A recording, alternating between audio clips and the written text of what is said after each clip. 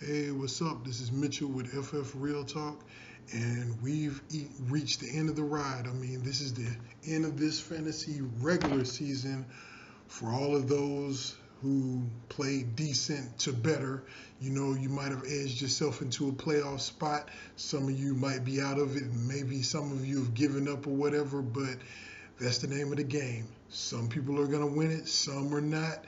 And if it's a standard league, 10 teams, four of you guys got in. The rest of you guys are waiting for next year to get a chance to do better, draft better, roster better, waiver pick better, or whatever. But you live, you learn, and you love, because that's what this game is all about. It's all about fun and enjoyment. So I hope you guys enjoyed the season, and more than anything, I want to thank all the listeners who support this every week. I missed 1 week this year, but for now 3 years, I've been doing this just about every week during the fantasy season up until this point where the playoffs is about to start. And the listeners I have, you guys are loyal. I know a lot of you personally that I speak to on Twitter or here. A lot of you show your love, every single week. Some of you that are subscribers and followers haven't interacted with recently, but either way, all the support and all the love, that's the reason I do it. I don't get paid for this. This isn't something I get points with. It isn't impressing any ladies. This is strictly for the love of something I've been doing for a long time now. So, but enough of that. We're going to get right into the last list of the year. And the number one waiver pick of this week is going to be Sammy Watkins. He comes in at just under the 60% ownership threshold at 59.1. Last week he had 3 catches for 80 yards, which is not bad for a player who's been out for 8 weeks before last week. But what's more important is this coming week, they face the Raiders, who ranks 28th against receivers. That makes him a great play this week, even over some of the guys you may have had as starters while he's been out. It also makes Tyrod Taylor a decent play in, like, say, daily or a waiver grab if you're missing somebody, if somebody's hurt or whatever. The thing is that makes Sammy more impressive, even than those two, is the playoff schedule. Every team he faces from this week to the end is a team that can be exploited. So it looks like Sammy Watkins is getting healthy at the right time for us, and it's a perfect time to try to grab him, being that he's 41% out there. So try to do what you can to get, what would that be? Yeah, 41% out there. So do what you can to try to get him if he's available in your league. Number 2, Colin Kaepernick. I don't care what y'all say about his play over the past few years. I don't care about you guys' opinion about this whole standing and sitting for the national anthem. What I'm going to speak on this point is 3 of the past 4 weeks, he's had at least 20 points. And in that 4th week that he didn't, he had 19, so he was right there. His real life results might not be mirroring his fantasy impact because they're still not winning much or at all. But this past week rather, he was tied with Drew Brees for most fantasy points overall. And with his skills in the running game, with what he can do with his legs, as well as what he can do passing, and now that he's got a clear head and he's got the full reign to play, you're seeing the same guy that they propelled to the ranks over Alex Smith years ago. A lot of you guys forgot. Some of you may have never knew. But this guy's a player, not just an activist. So this is a guy you want to have who you can not only spot start, might be a selection start over the person you had going, that you had maybe as your number 1 and definitely your number 2.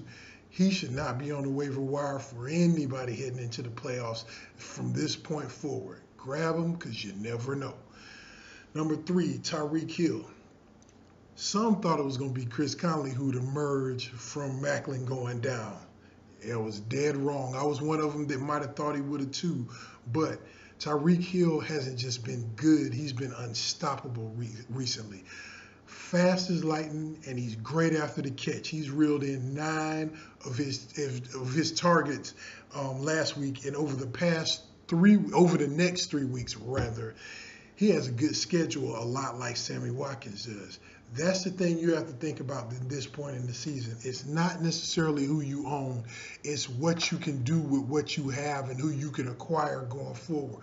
Good matchups. You all know me. If y'all have watched my videos from years back, I've said that talent is first, matchup second. When you get to the playoffs, not so much. This is when you got to start using gaming and strategy, because everybody's hurt, everybody's tired, worn out, and everybody's looking to see if they're going to go forward and how fresh their legs are going to be. So players like this, who haven't been exploding all season or just coming on, trying to make their bones, trying to make their contracts, trying to make their impression to stay on teams and start on teams, these are the guys that you want to play, especially towards the end of the season when they're starting to break out. Tyreek Hill is a strong add this week and needs to be 100% owned after this week, after tonight rather. Number 4, Dion Lewis. His activity is increasing ever so slightly. It isn't anything staggering between his first week back and last week. But what is heavily noticeable is his readiness. He seems to be as close to 100% over his injury as anybody you see with an injury that bad.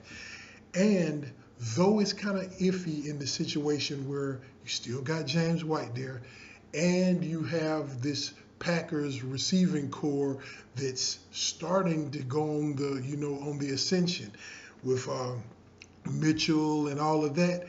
This is going to be a situation where it's going to be fluid. It's not necessarily going to be well known what Dion Lewis is going to do, but when it comes to Bill Belichick, you never know. This is a guy that needs to be owned because his ability, you've seen it. His talent is something that's undeniable, and they're going to be using guys like this, towards their end of the season, preparing for their own playoffs. So this is a guy you want to have. Number 5, Tyler Boyd. 5 of 62 on 9 targets, and that's not bad, especially in PPR. And just like I predicted, he and Jeremy Hill over Brandon LaFell would be the primary beneficiaries of all these Bengals problems that came down 2 weeks ago. His talent is unmistakable, just like I said. And you see it, how he takes the top of the coverage. He's got a couple of decent games in this fantasy playoff run as well. So this is a guy you want to target also. Number 6, Taylor Gabriel. I thought it was a gadget player. I thought it was just one, oh, that's cute, this, that, or the other. But we can't keep ignoring this dude. 4 touchdowns in the past 4 games with no less than 12 standard points. He's a lot like J.J. Nelson, and though he's just a huge home run, but he's an even bigger threat to it than that when he gets in open space. And it's seeming like whenever Julio is double covered, he finds a way to make himself a red zone option, more so than Sanu. Even though he's small, that's an amazing thing. The Browns' loss is the Falcons' gain, and it's not a moment too soon. And it's looking like he's going to be heavily used as they're seeing that he is an option that can explode at any given time. So, again, this is one of those guys where people will pounce on it because of the 2 touchdowns and think, okay, this guy is here to stay, and then he'll go the rest of the season and just be fair to middling, but you can't ignore it. He's probably better than somebody you have on your team, so you got to take a chance. Number 7, Adam Thielen. I plugged this guy up last week. The number 2 option in Minnesota is clear now. There's no debate about it. 8 catches on 11 targets. He's solid, sure-handed option who's been he's been this way most of the season, though his touchdown equity is pretty low. He doesn't make a lot of touchdowns, so to speak, but he's a great plug-and-play option in PPR leagues and in fantasy, regular season-long fantasy, because this is a situation where, again, when you're heading into the playoffs, you want as much as you can because you never know about injuries, you never know about matchups. But speaking of that, you don't necessarily want to play them this coming week because they're playing against Dallas and they have a pretty strong secondary. Number 8, Malcolm Mitchell. When Brady finds a guy he likes in the pass game, he takes complete notice and uses it. And so should you. Good things happen whenever he locks into a guy. 3 TDs in the past 2 weeks and a solid bevy of targets. With this Gronk situation, with Edelman being Edelman, which is a fledgling number 1 option. I've never really liked him as a number 1 option. Chris Hogan being inconsistent and the running game always being a mystery. It is not out of the realm of possibility that Mitchell will be somebody who breaks out in this late part of the season and just explodes forward. You want to be on the receiving end of all this type of positivity. So if Mitchell is out there and the receivers that I listed before this are gone, and if you got a hunch that you think he'll do better, I have no problem with taking him over everyone on this list, not named Tyreek Hill or Sammy Watkins. But that's just the chance. That's just the chance you take it. If you like what you've seen, I got no problem grabbing him. Number 9, Corey Coleman. This is my guy, and it was my early vote for a top rookie wideout, but then he got hurt. It happens, you know.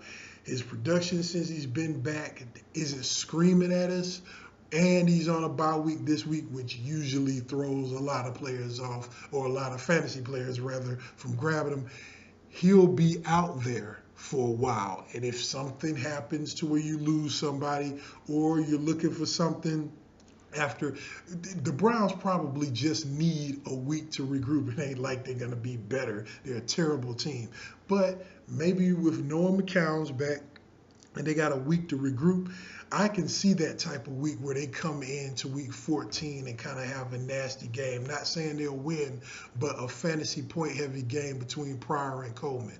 And you want to be on the receiving end if that goes well. So he just might be the ticket for that. So target Coleman while people sleep on the fact that he won't be able to be used this coming week. And number 10, Matt Asiata. I don't like Asiata. I never have. He's 100% touchdown dependent, and he has no cut, no burst, no any type of lateral movement on the field.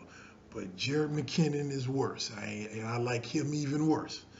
The Vikings are going to need something to get their running game going. If they want to stay alive in the NFC North, they're going to have to use him somewhat. So that means he's one of those, like I had said earlier about players not having good touchdown equity. His touchdown equity is all he has. But that makes a big difference when you're just trying to fill your flex spot and you never know. And he's widely available. So he's somebody to keep your eye on. Another person that I didn't put on the list that I would have put actually at number 11 is Kaepernick's go-to target, which is Vance McDonald. He's been nuts recently. I mean, he's been one of those DFS cheat plays that have been paying off pretty well. If you got tight end problems, tight end is a position where the situation is always fluid, where it's almost like defense, or not necessarily kicker because you just keep the one you have. But defense, I'm a known proponent of streaming a defense. I do the same thing a lot of times with tight end, especially this time of year. Player like Vance McDonald is a guy to really take a look at. And like I said, Colin Kaepernick's schedule is friendly. So that makes Vance McDonald a beneficiary of that as well. This is a guy I'd rather own than a number of tight ends at this point. So that's another guy, just a little bonus guy. I'll add him on the list that I post in the video as well. Another bonus guy you want to take a look at. So that's it for the list, guys. Again, I want to thank all you to take the time out to listen. all of you to take the time out to comment or, send me a tweet or whatever. It's been fun this season. We'll see what I'm going to do next season. Next season, either I'm going to have a pretty new platform where I do more content or I don't do it at all. It's going to be something I'm going to have to determine what my time will be, because I just happened to get a new job at the beginning of this season. That's why it slowed some of my progress down. But I'll have a handle on a lot of things come next year, to whether I'm going to go all in with even more content, some videos where I give some strategy stuff going into the season like I did my first season doing this, or I don't do it at all. But we'll see. Let's just hold out. Y'all give me y'all. As a matter of fact, y'all can give me y'all opinion down in the comments or on Twitter. Let me know if y'all want me to keep going. So, but yeah, like I said, it's been real. Good luck in week 13, and for all of y'all who are making the playoffs, good luck on your playoff run. Y'all have a good one. Till next season. All right.